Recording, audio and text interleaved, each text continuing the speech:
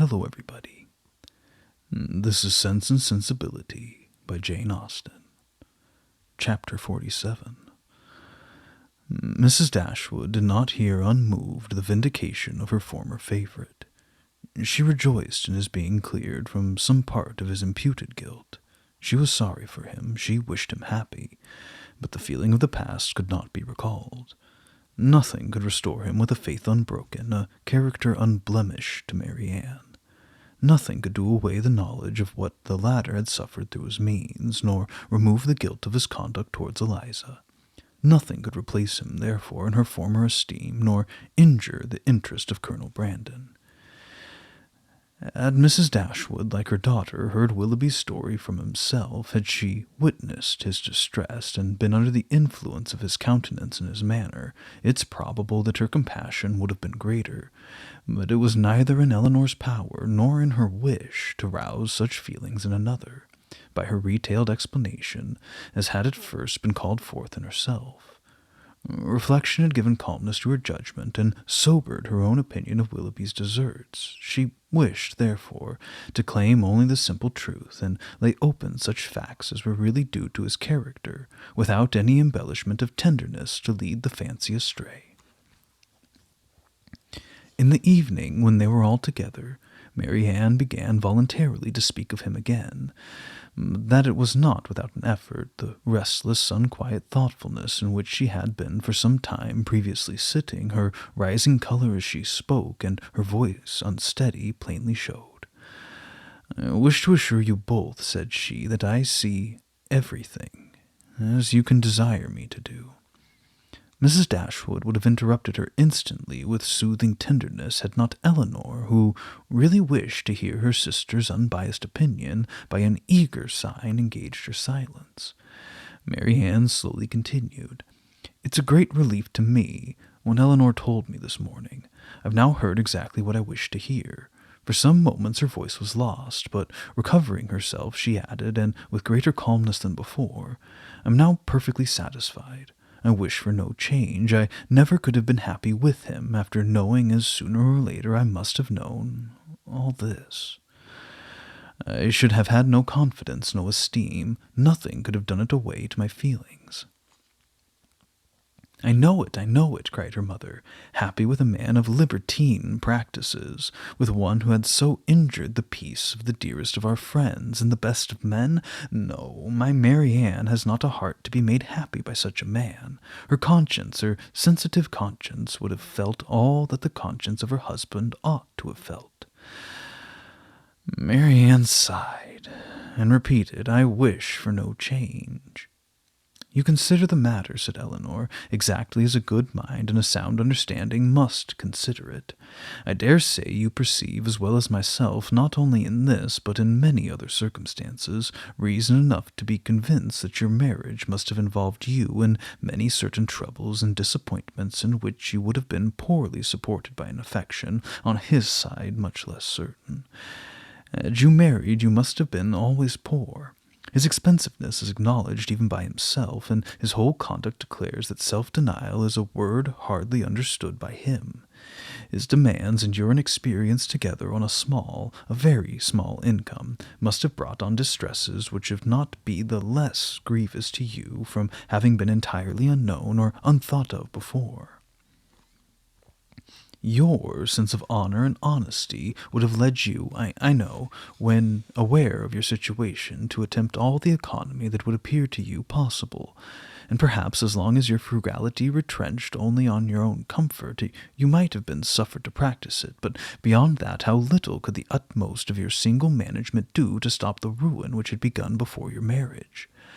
Beyond that, had you endeavored, however reasonably, to abridge his enjoyments, is not to be feared that, instead of prevailing on feelings so selfish to consent to it, you would have lessened your own influence on his heart, and made him regret the connection which had involved him in such difficulties."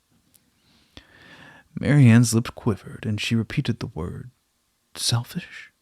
in a tone that implied, "Do you really think him selfish?" "The whole of his behavior," replied Elinor, "from the beginning to the end of the affair, has been grounded on selfishness. It was selfishness which first made him sport with your affections, which afterwards, when his own were engaged, made him delay the confession of it, and which finally carried him from Barton. His own enjoyment or his own ease was in every particular his ruling principle. It's very true. My happiness never was his object. At present, continued Eleanor, he regrets what he has done, and why does he regret it? Because he finds it's not answered towards himself. It has not made him happy. His circumstances are now unembarrassed. He suffers from no evil of that kind, and he thinks only that he has married a woman of a less amiable temper than yourself. But does it thence follow that, had he married you, he would have been happy? The inconveniences would have been different. He would then have suffered under the pecuniary distress which, because they are removed, he now reckons as nothing. He would have had a wife of whose temper he could make no complaint, but he would have always been necessitous, always poor, and probably would soon have learnt to rank the innumerable comforts of a clear estate and good income as of far more importance, even to domestic happiness, than the mere temper of a wife. I have not a doubt of it, said Marianne, and I have nothing to regret, nothing but my own folly.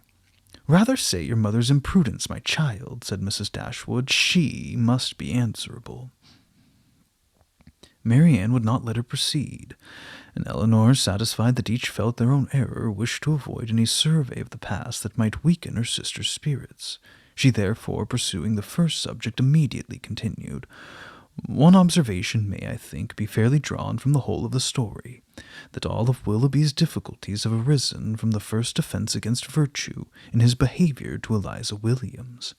That crime has been the origin of every lesser one, and of all his present discontents.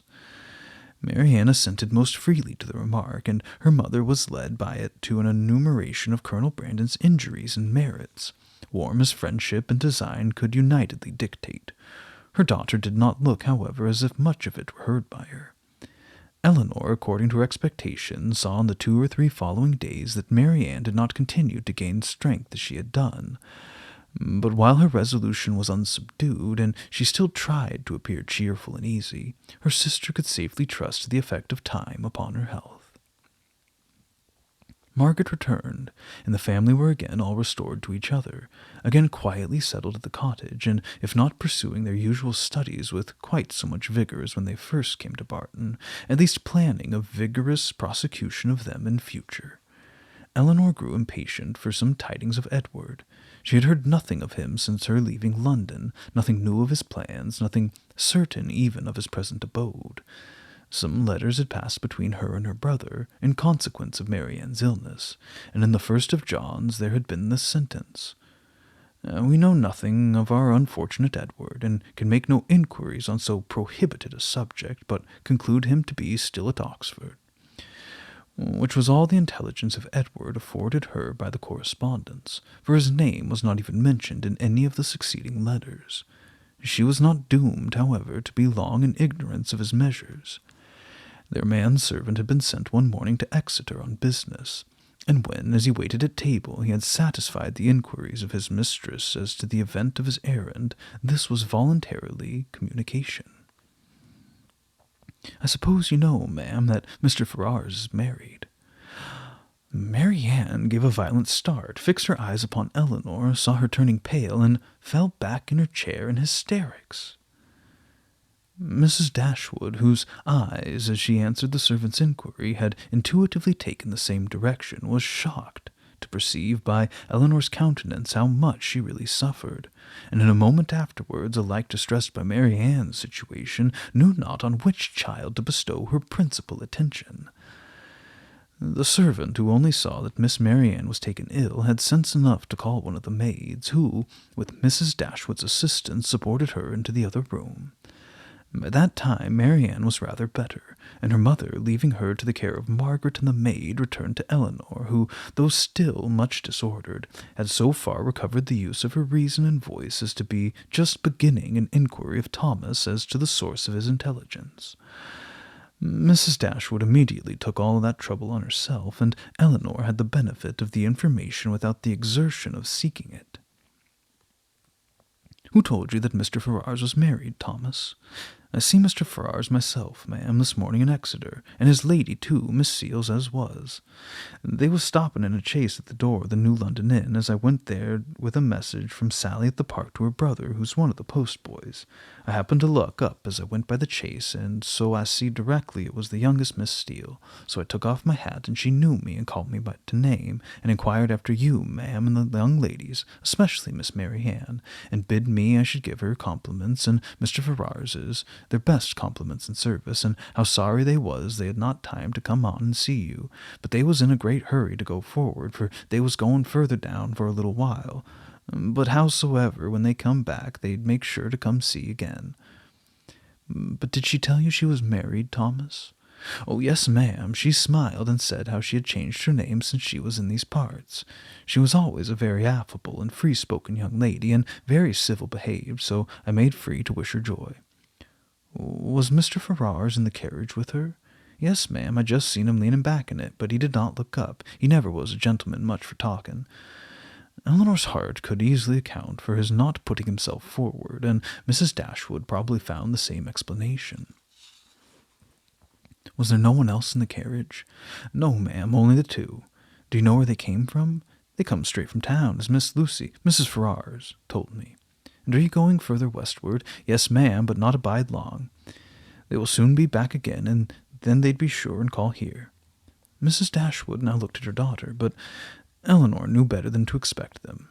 She recognized the whole of Lucy in the message, and was very confident that Edward would never come near them. She observed in a low voice to her mother that they were probably going down to Mr. Pratt's near Plymouth. Thomas's intelligence seemed over. Eleanor looked as if she wished to hear more. Did you see them off before you came away? No, ma'am, the horses was just coming out, but I could not bide any longer. I was afraid of being late.